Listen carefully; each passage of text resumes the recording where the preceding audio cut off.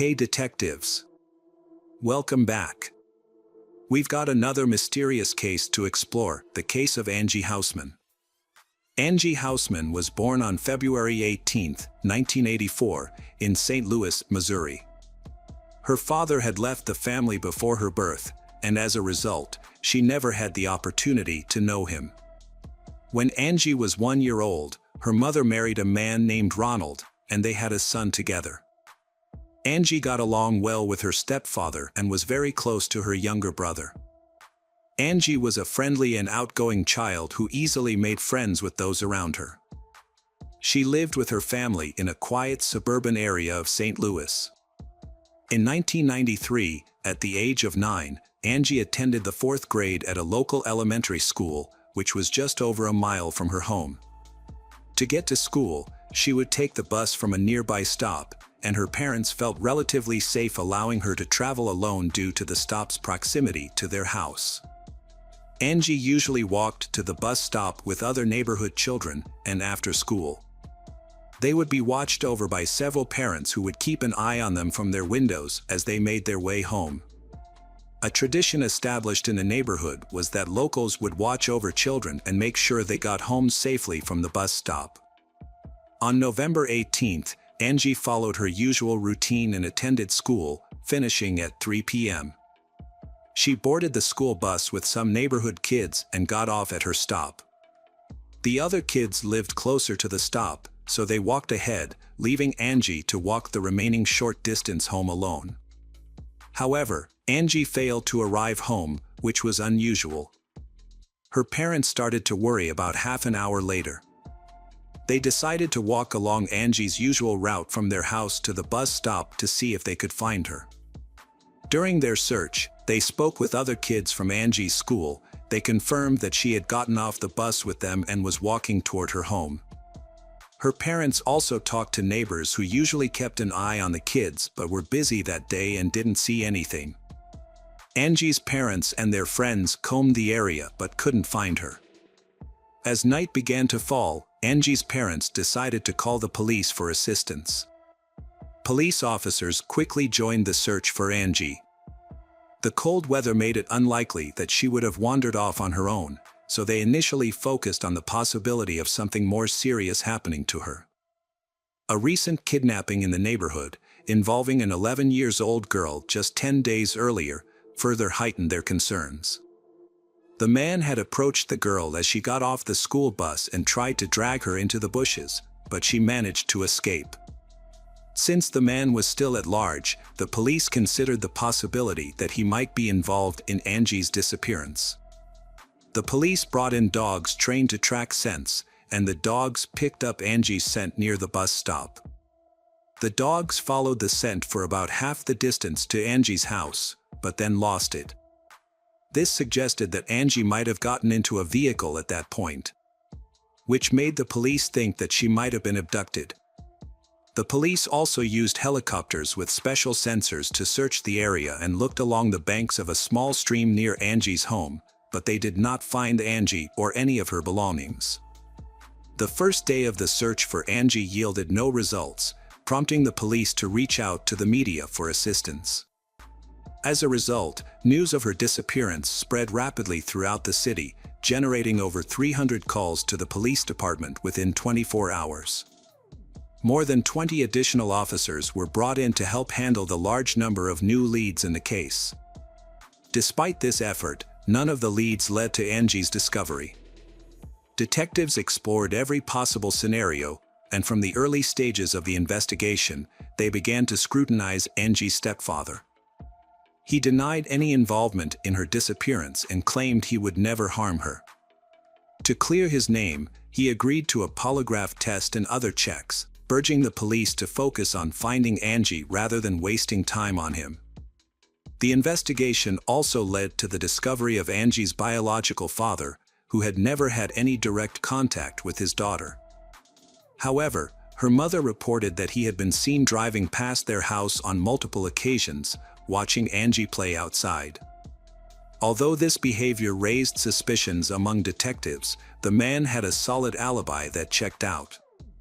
On the third day of Angie's disappearance, the FBI stepped in to assist the police department, which then allocated even more officers to the case.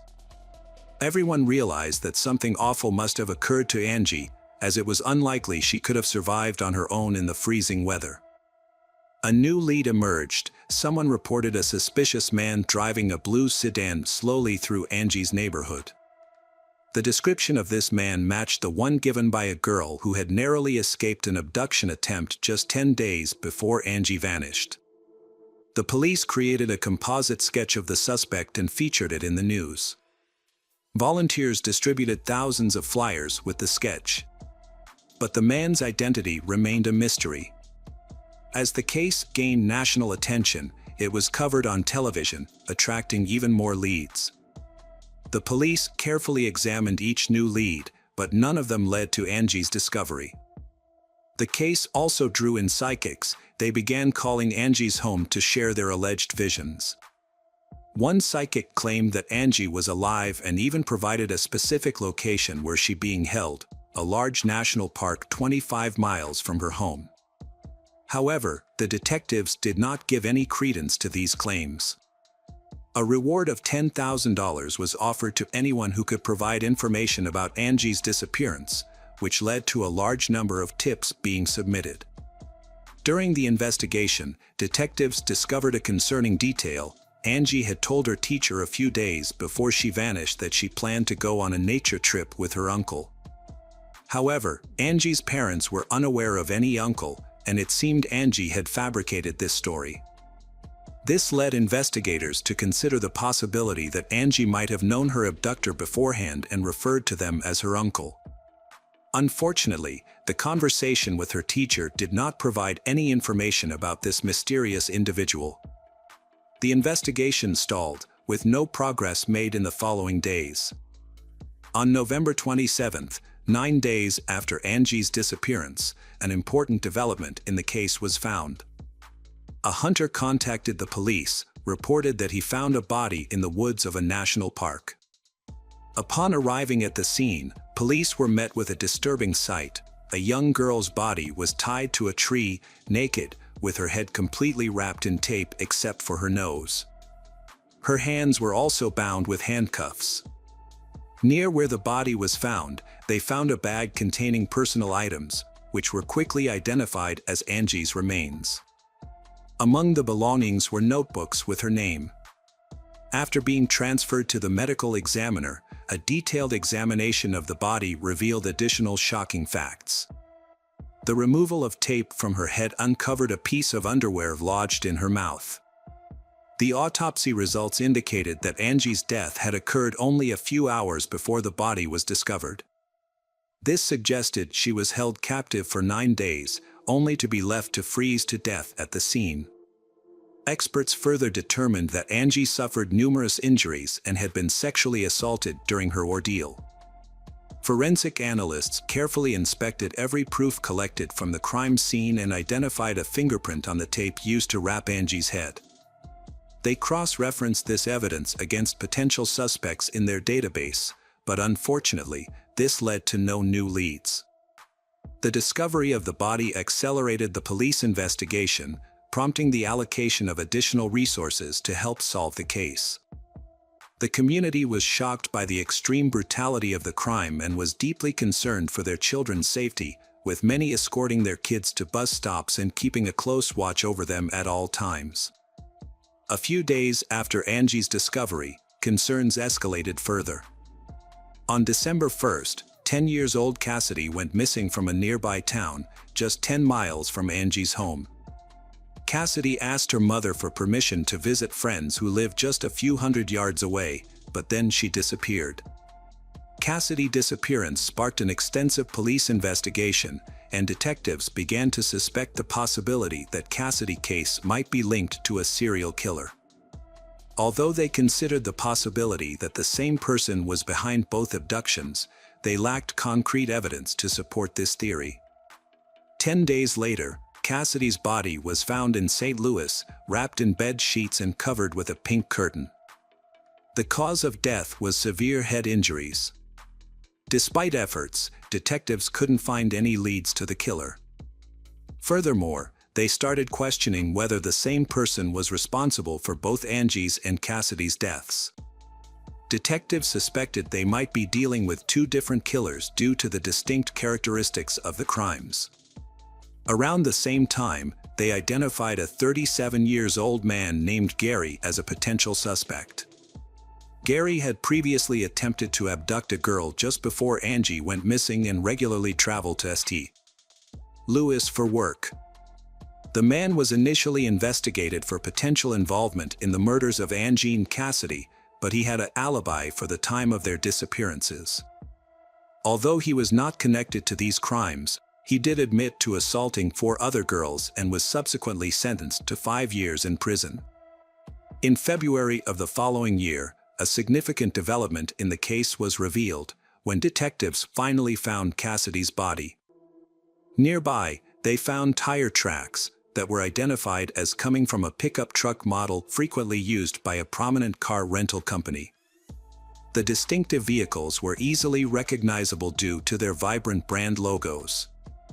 With this new information, detectives interviewed residents in Cassidy's neighborhood, asking if anyone had seen one of these pickup trucks. One woman reported seeing a vehicle from the car rental company near her neighbor's house about a week after Cassidy's disappearance. Police found a woman who lived with her husband and brother at the house they were investigating.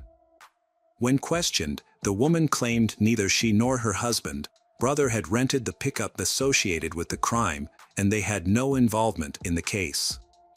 However, detectives were skeptical of her claims and obtained a search warrant for the house.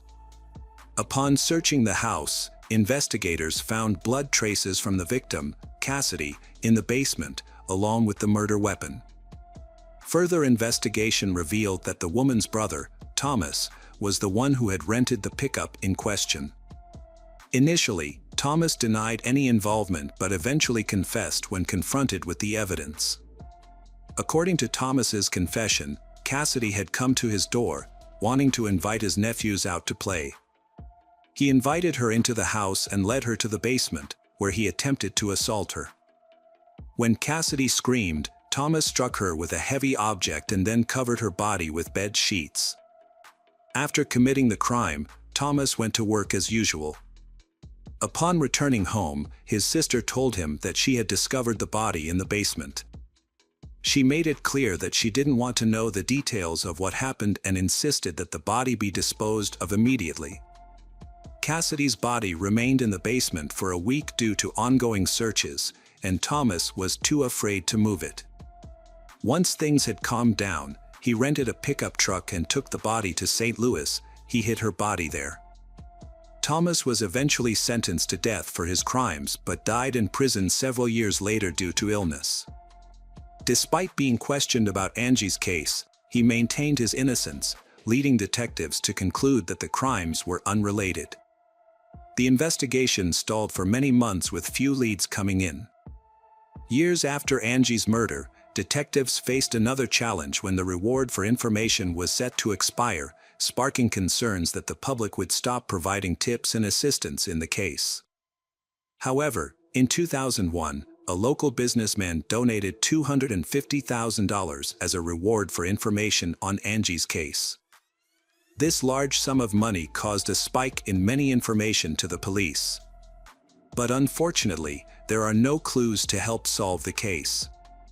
In 2001, a new development emerged in the Angie Houseman case when Corey Fox, an inmate, turned himself in and confessed to multiple murders, including the murder of Angie Houseman. Corey Fox provided detailed information about Angie's abduction and captivity, including being tied to a tree, with her underwear used as a gag.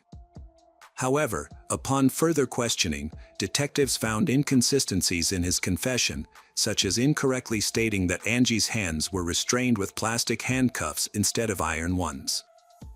Further investigation revealed that Corey Fox also fabricated parts of his confession, possibly due to extensive media coverage of Angie's case. Another tragic case happened in 2002, the abduction and murder of a 6-year-old girl, briefly sparked renewed interest in Angie's case. However, it was soon determined that the two cases were unrelated. The perpetrator in the 2002 case was a neighbor. He quickly confessed during interrogation, while Angie's case remained unsolved. Several years after Angie's murder, detectives reopened the case in 2007. They re-examined the documents and found a peculiar detail. A man named Roger Martin was in a parked car near the crime scene when Angie's body was discovered. When questioned, Roger claimed he was in the area for hunting, but a search of his car found no hunting gear. Further investigation revealed that Roger had a criminal record involving children, including an assault near the location where Angie's body was found. These crimes occurred before Angie's death, but the police had not thoroughly investigated Roger at the time. The new detective team called Roger in for questioning. He denied any involvement in Angie's murder, claiming he was in the area by chance. Roger stated that he was still at work when Angie's body was left at the crime scene. The investigation stalled after a 9-hour interrogation of Roger failed to yield results. Although his fingerprints were taken and compared to those on the tape from Angie's head, no match was found, leading to his release due to insufficient evidence. The case remained stagnant until 2018 when the St. Louis Police Department established a dedicated task force to re-examine the evidence using advanced technology. The team focused on 3 crucial pieces of evidence: the handcuffs, the tape from Angie's head, and the underwear used to silence her.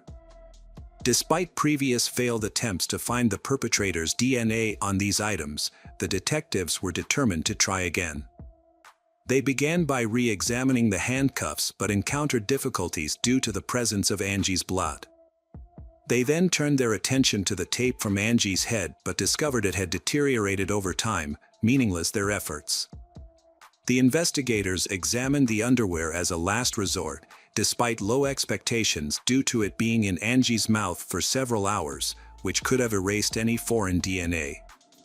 Using advanced technology, they thoroughly inspected every inch of the underwear and eventually found a tiny sample of unfamiliar DNA, sufficient for analysis. The DNA was confirmed to belong to a male and was immediately uploaded to the FBI database. In cases like this, it's common for the DNA not to match anyone in the database, requiring further efforts to identify the person.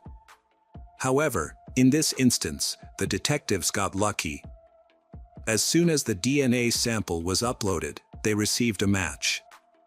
The DNA belonged to 58-year-old Earl Cox, who had been in prison since 2003.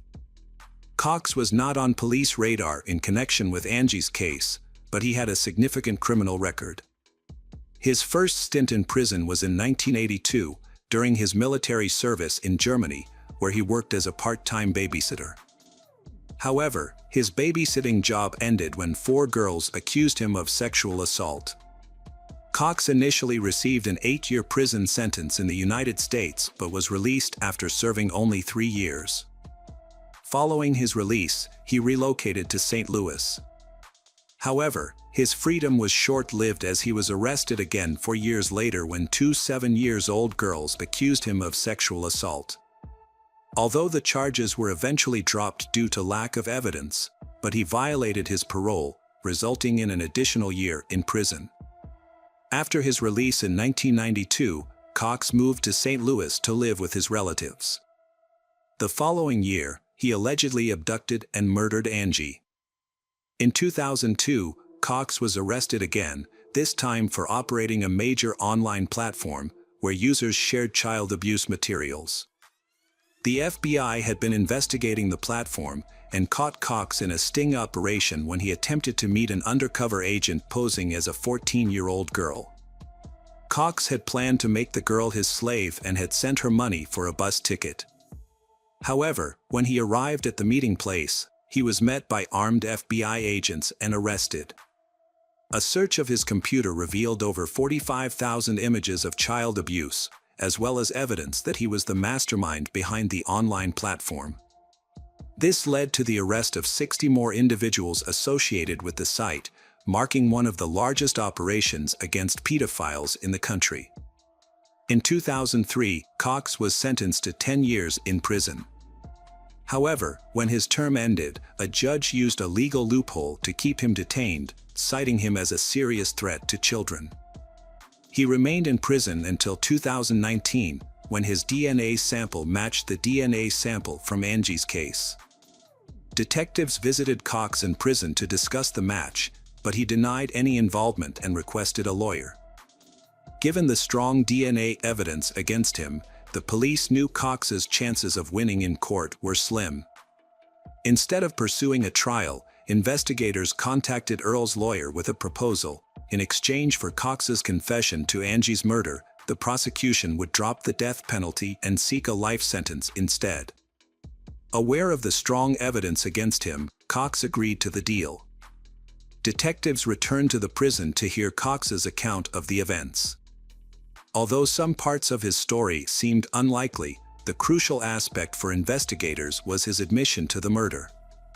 Cox claimed that on November 18, 1993, he was driving near his mother's and sister's neighborhood when his car broke down in the middle of the road. When he tried to examine the car, a school bus stopped, and several children got off.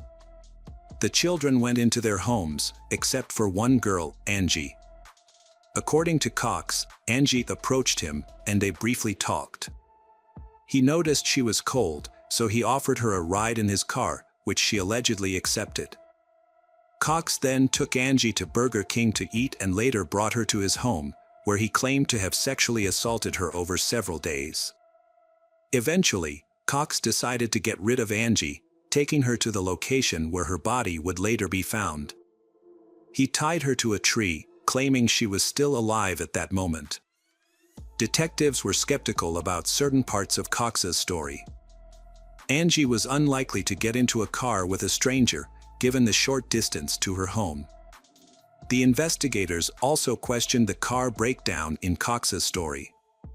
He claimed the car stalled, but it started again when Angie approached. It's more likely that the perpetrator targeted Angie and decided to abduct her. This hypothesis seems more plausible than Cox's account. The detectives got what they needed, a confession to the murder. In August 2020, Cox was sentenced to life in prison without parole.